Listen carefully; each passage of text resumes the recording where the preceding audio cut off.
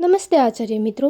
Import module શરૂ થઈ ગયું છે, જેમાં કેટલાક આચાર્ય મિત્રોના કોલ આવી રહ્યા છે કે ઇમ્પોર્ટ કરવા જતાં એરર આવે છે, તો શું કરવું? તો આચાર્ય મિત્રો, આ કોઈ એરર નથી, પરંતુ આપણે એક સ્ટેપ પૂર્ણ કરવાનું બાકી છે, તેથી આ પ્રકારની એરર જોવા મળે છે. તો ચાલો જોઈએ કેવી રીતે સોલ્વ કરવું.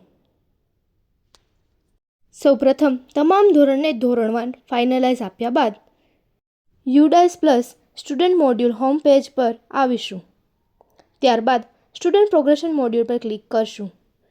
તો આ મુજબ વિન્ડો જોવા મળશે, જેમાં આપને 4 ઓપ્શન જોવા મળી રહી. તેમાંનું છેલ્લું ઓપ્શન ફાઇનલાઇઝ પ્રોગ્રેશન પર ક્લિક કરવું. ક્લિક કરતાં તમને એક પોપઅપ જોવા મળશે, જેને ફાઇનલાઇઝ કરવા માટે કન્ડિશન આપેલ છે, જે ધ્યાનપૂર્વક વાંચી એક બોક્સ પર ક્લિક કરી સબમિટ બટન પર ક્લિક કરતાં આ મુજબનું પોપઅપ મેસેજ જોવા મળશે. મતલબ હવે તમે પ્રોગ્રેશન મોડ્યુલ પૂર્ણ કરેલ છે. હવે આપ એલસી લઈ આવેલ અન્ય શાળાના બાળકોને ઇમ્પોર્ટ કરવા માટે એલિજિબલ છો. હવે તમે ઇમ્પોર્ટ કરી શકો છો. આવા જ ટેકનોલોજીને લગતા વિડીયોઝ જોવા હોય તો અમારી ચેનલને લાઇક, શેર અને સબસ્ક્રાઈબ અવશ્ય કરશો અને આપના મંતવ્યો કમેન્ટની અંદર જણાવો.